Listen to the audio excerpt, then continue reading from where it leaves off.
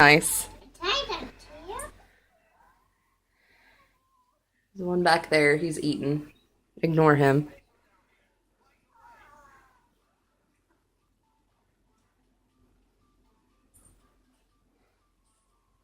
Don't make that face, Mother.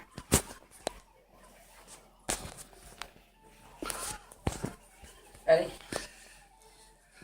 I had waited months and months for this, the moment that I would get to hold my child, and I can say nothing is ever going to be better than that moment. I'll admit, I cried.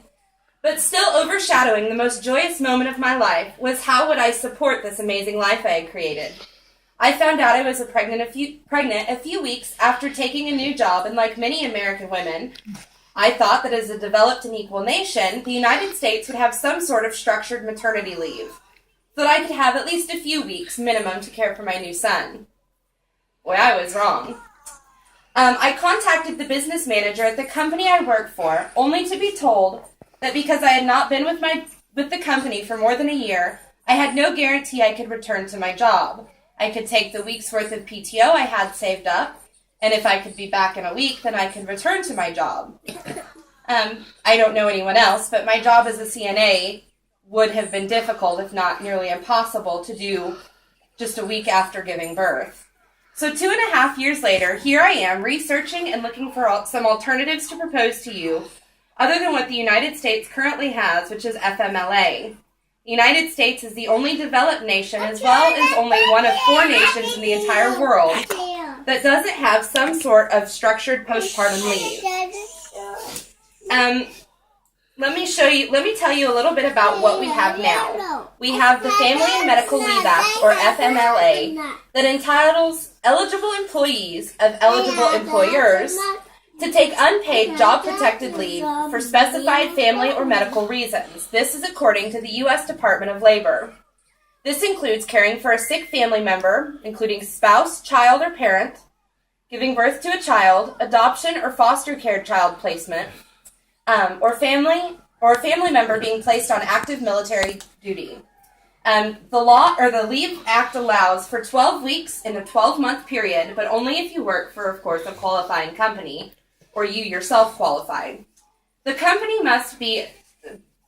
qualifications are either a private sector company that employs 50 or more employees in 20 or more weeks during the current or previous year, or all state, local, and federal public agencies with no matter to the employees, or all public or private schools regardless of the numbers of employees. Individuals must first work for a qualified company, and they must have worked for the company for 12 months, although the months don't have to be consecutive, and they must work for 1,250 hours in a 12-month period preceding the leave time. They must also work at a location that employs 50 people in a 75-mile radius.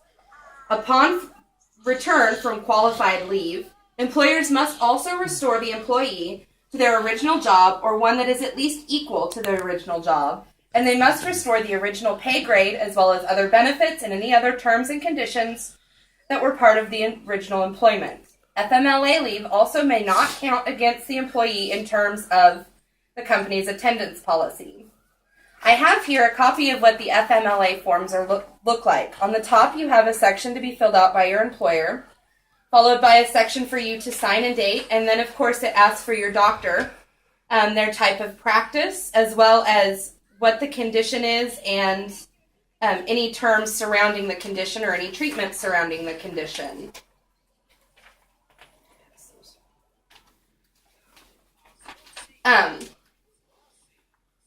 Some of the problems surrounding the FMLA are that there are several not covered. Non-married couples are not covered, as well as grandparents who may need to take off to care for a grandchild.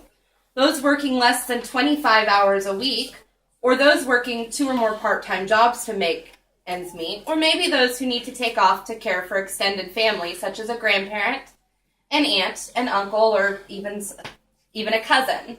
It is what Forbes calls a one-size-fits-all law. It doesn't cover those who work freelance or work their own business, or maybe those who, as I previously mentioned, work 2 or more jobs to make ends meet. It cannot, nor will it ever be able to cover all workers. It is easy to abuse because what constitutes a serious medical condition is often a gray area. According to the National Coalition to Protect Family Leave, it is considered confusing and needs to be clarified. For example, does the common cold or even the flu or pink eye count? The need for hospitalization being considered. As a result of a Congress ruling, almost anything can be considered a serious illness. This alone hurts the integrity of the need for leave in terms of serious medical illnesses or in postpartum, abusing what little there is to protect mothers and even fathers, or those needing to care for a sick family member. Now that we know what FMLA and what some is and some of the flaws are, here are some alternatives. Now, he may not be everyone's favorite, but President Obama is offering a $2 billion incentive to any state willing to come up with a paid medical leave act. His thinking is that no parent, whether new parent or needing to take time off to care for a sick child, should have to decide if work is more important or if your child is more important. I know that in my case as a mother, I would never put anything before my child. But it would be a difficult choice if it came between having to put a roof over his head and pay for our bills or needing to take care of him. Luckily for me, I have several family members who help me when the need arises, although not everyone is so fortunate. Australia, who is the most recent country to have passed a maternity leave in 2010, Australia is right up here, they offer 126 days at a flat rate minimum wage pay, 100% of their minimum wage pay for any time you miss.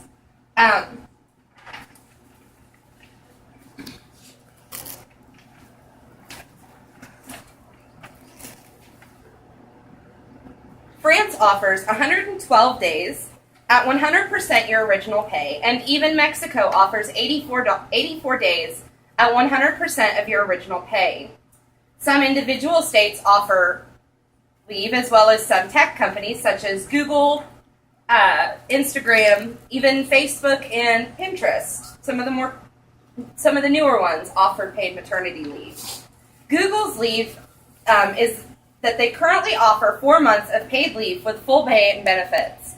Susan Wojcicki, the current CEO of YouTube and the 16th employee ever of Google, as well as their first employee ever to take maternity leave, wrote an op-ed in the Wall Street Journal in December of 2014 that says, support for motherhood shouldn't be a matter of luck. It should be a matter of course. Paid maternity leave is good for mothers, families, and business. America should have the good sense to join nearly every other country in providing it. Since Google implemented the 4-month or 18-week policy in 2007, they have seen a 50% decrease in turnover of staff.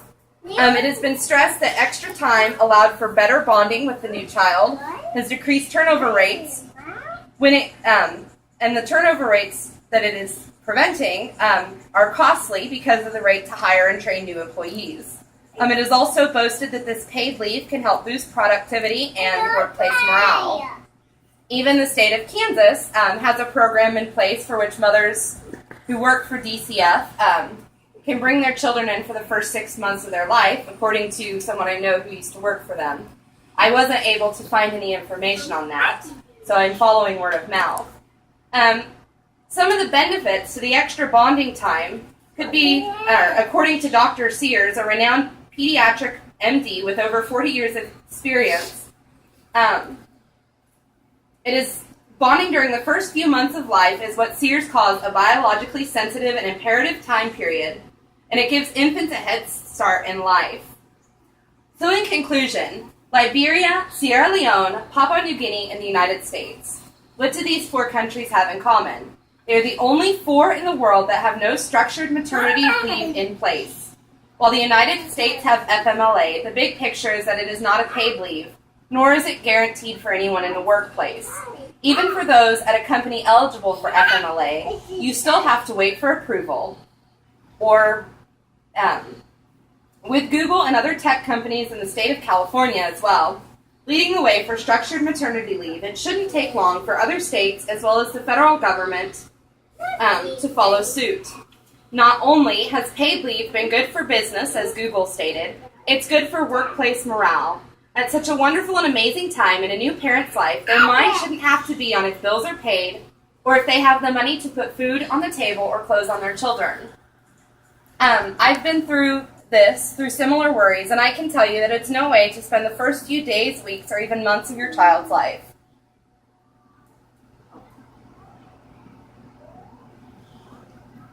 And that's it. That's great. That's a great analogy with Sierra Leone and Papua New Guinea. I know, and that was one thing that... Likes that.